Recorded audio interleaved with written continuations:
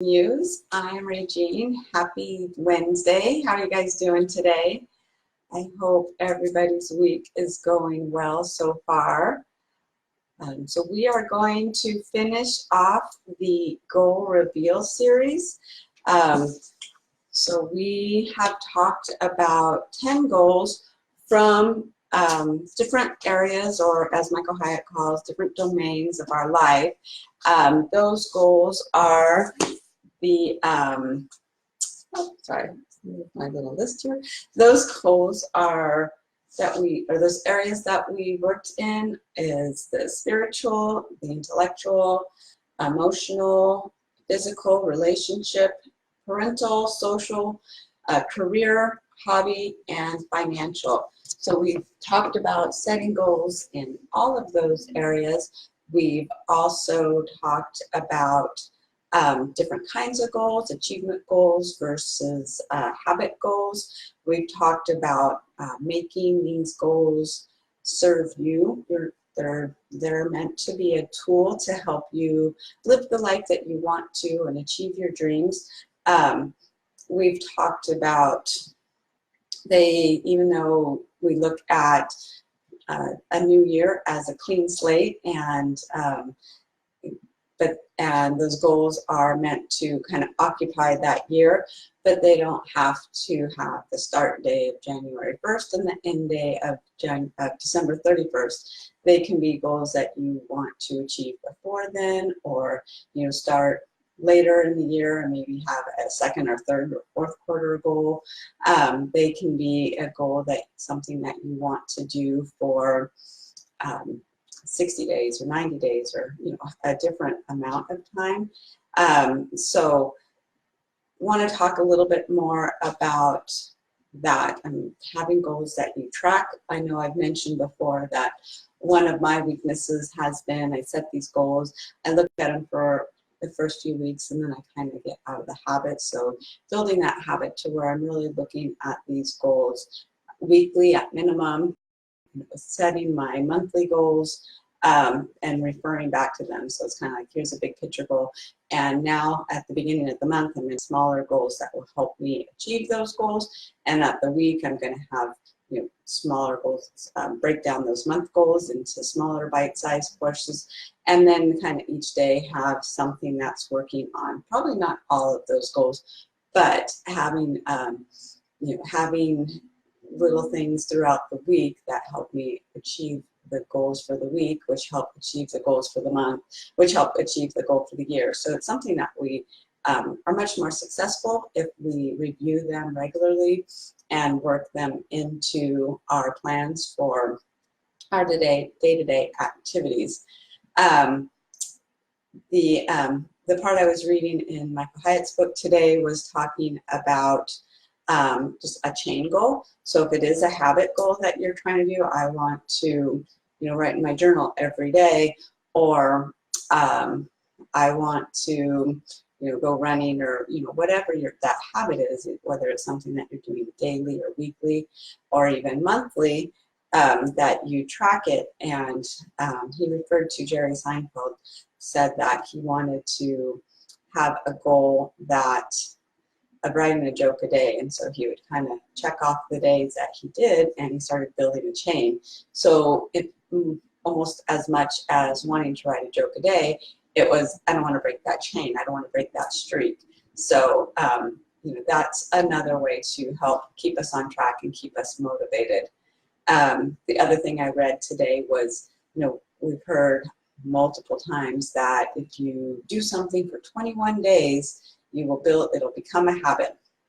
And he referred to a study that showed that it was more like 60 days for some goals or some habits, and other habits could take as much as, I think, 250 days, or I don't know, 200 and something days. So, some goals can take closer to a year to really, some habits can take almost a year to really build. And so, maybe trying to do something for 3 weeks isn't going to be the most effective. Depending on how big of a change it is in our life, probably want to give it more like at least 60 days, if not 90 or 120 days. So encourage you to keep that in mind as you're setting those goals of establishing some new habits. So the last part that I read, I must have read this last year and it just really didn't stick with me. So when I saw it this year, I tried to do it and it was harder than I thought, and it doesn't seem like it should be. So the last part that he has, so when he shows, like, has a little worksheet. So when you're setting your goal, it's what's your goal, what's your start date, what's your deadline, when are you going to do it, are you going to do something at 9 a.m. every day, or those types of things. He has, which area of your life does it go in, why do you want to do it. Let's talk about that before we move on to the last part. What are the key benefits that are going to happen if you do it? I know I mentioned before, it said just list everything and then pick, prioritize your top 3. And then he has what's the next steps to complete your goal, and then the last part that I wanted to focus on today was the reward. Now, part of it is, part of that, why do you want to do this? What's your key benefits? Part of that is kind of reward based. It's making it personal. Wanting to do something that your boss tells you should, or your mom tells you should, or I don't know, for me, my kids tell me I should. Sometimes I'm like, I don't want to do it because someone else is telling me I should do this. When I do try to do those things, I think just like most of us, the motivation wears off really quickly. So if, something that is on our list, I know a lot of people, we talked about it yesterday, I think, was saving money. Why do we want to save money? What's the benefit of saving money? Oh, I'm going to buy a house, or this is going to be my down payment for a house, or it'll give me security, and if something goes wrong, I know I'm okay without having to go back into debt, or and it's those things that really make it personal and make an emotional connection to you that that make that goal concrete. I have a few of them where it was like doing the thing was the reward, and those are the ones that we're going to be most successful in, because those are the things that we want to do. It's almost like setting a goal to it is giving ourselves permission to do something that we enjoy doing, because we got to take care of everybody else and there's not time for us. And this, sometimes setting these goals is a reminder that no, there is time for us and we are a priority, and we need to set time aside for that. It's not a want, it's a need.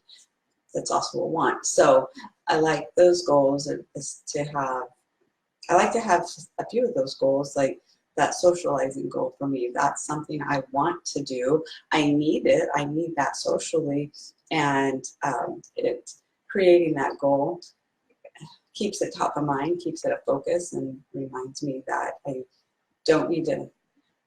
can't keep up on all the things I have to do because I'm a responsible grown-up, or I'm trying to make a business, or whatever those things I do have to do for whatever reason, I want to do them. So that almost is a reward in itself.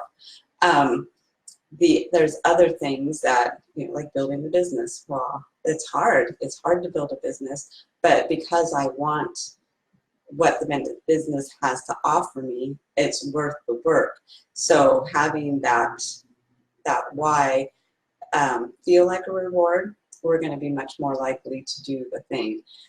Some of the things that might not be such a reward, like for me, for my physical goal, I chose to not eat after 9 p.m. There are several times after 9 p.m. where I'm like, I don't really want to do this. I want to eat more, or I want to, stay up later. And I also gave myself the out where, I want to do this 90% of the time, or, at least 90% of the time, but kind of that built in. If I'm out with friends and we're doing whatever, I'm like, oh, sorry guys, I can't eat, it's 9 p.m. But at the same time, especially when I'm at home, it's like, oh, okay, I'm done eating, I'm gonna go brush my teeth to help me remember that that's what I'm doing. And the reason I'm doing that is because I want to lose weight. I want to, just kind of control that stuff so I can feel healthier, and just all the benefits that come with losing weight, and psychological, emotional, physical, just all of those. There's so many benefits that outweigh I want to have a snack, late at night. So by making that why a reward, the result is my reward, but that helps build motivation. But it's not to dismiss. So, I hadn't really done that reward part last year, and so it was a little challenging. When I was going through, and I'm like, okay, well, what is, I think it's a good thing. It's something to look forward to. It's bribing ourselves, if you will, just like I used to bribe my kids. But there was a reward. It's maybe not an allowance or something like that, but there is a reward for meeting these goals, and besides just meeting the goal. And I think that helps to motivate us and helps us to celebrate all those little victories. And that's what life is about. I don't know. I love celebrating the victories. I love celebrating things. Give me a silly holiday and I'm all in. I want to celebrate. So just some examples. For me, I felt like the rewards needed to be consistent with what the goal was. They needed to just be a natural part of it. And some of them I still haven't figured out my reward, so I'm still working on it. But like my spiritual goal was to research charity organizations or volunteer organizations. And so for me, the reward is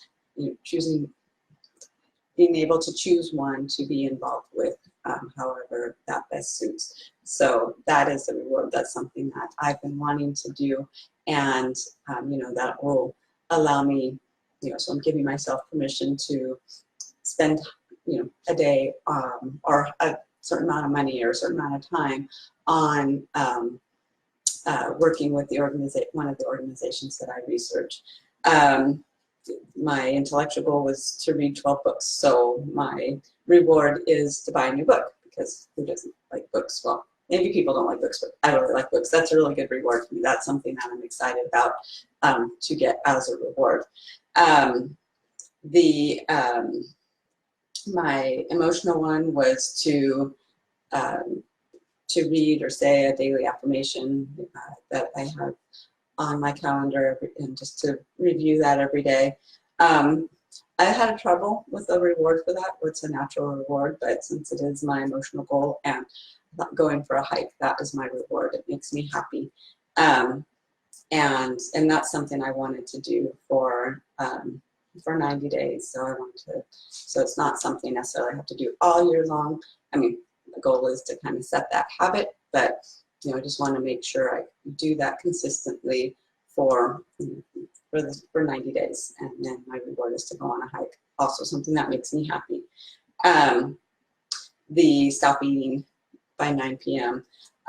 For 90 days, that is my reward is to buy myself a piece of clothing, because I do have it tied into a that's going to help me lose weight.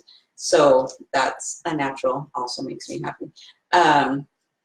Go on a trip with my sweetheart. Well, to me, that is the reward, just going on a trip together and having that time to just kind of disconnect from everything else and just build our connection and spend that time together. That in itself is the reward. So I don't feel like I need a separate reward for that. My parental goal, that one was challenging. I have a goal to make it a point to connect with my kids on a regular basis. So I don't know, maybe to me the natural would be to do something with all of us, but we're all spread out, so that's not really realistic. So still working on that goal. And then entertainment, or the social goal was entertaining a couple of times a month, and my reward is to put some money aside to do something. So whether I want to host a party or, do something like that to give myself some money to pay for the food or whatever. The the sales goal for my business, it's some kind of, I'm still working, still perfecting it, either some kind of photography equipment or something that will help me with the business that, that is an expense that I haven't justified yet. So some kind of expense. I'm still working on exactly which one, or some kind of upgrade. I don't know. There's some kind of tool to help me in my business, and so hitting my sales goal will help me justify that.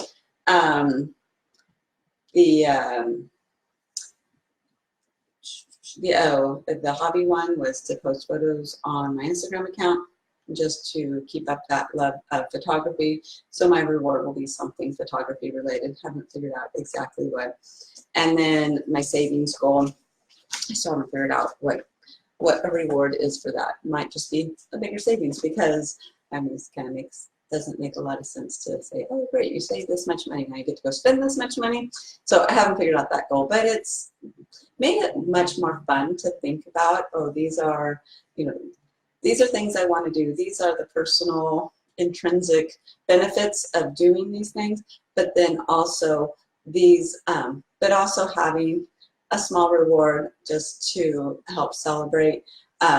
Just added that fun and the excitement into setting goals, and that's all part of making those goals serve me. So I encourage you to, as you set your goals, whether you do 10 goals, whether you want to focus on one area, however you choose to do your goals, that they benefit you. But what's a reward? What's the internal reward? What's the benefit that you get it that keeps you going? But even what's a way to celebrate outwardly once you reach that goal? So those, thank you so much for your support during this series. I'm excited to keep up with you guys and see how your year is going and how you are doing on your goal. I will definitely keep you posted on mine and keep you, keep talking about the things that I do that meet those goals. I want to make sure I share that with you, and I want to hear back from you guys also. So definitely, if you have any ideas for some of those areas that I'm a little sketchy on as far as a reward for it, I would love to hear your input. I'd love to hear what kind of goals you're setting and what kind of rewards you're setting. Just to like the page, like the post, helps the Facebook Gods Be Happy and helps the page and the business do so much better. And if you go to the Petrus Muse Etsy shop and like that and make that a favorite shop, you'll get alerts when there's new products in, which is coming up soon.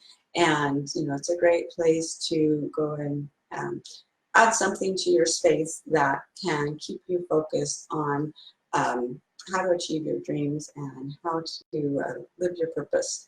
So I, again, appreciate all your support and your watching. So this is the end of the series. I will be back live with some new and exciting things next week, and I look forward to seeing you at that point.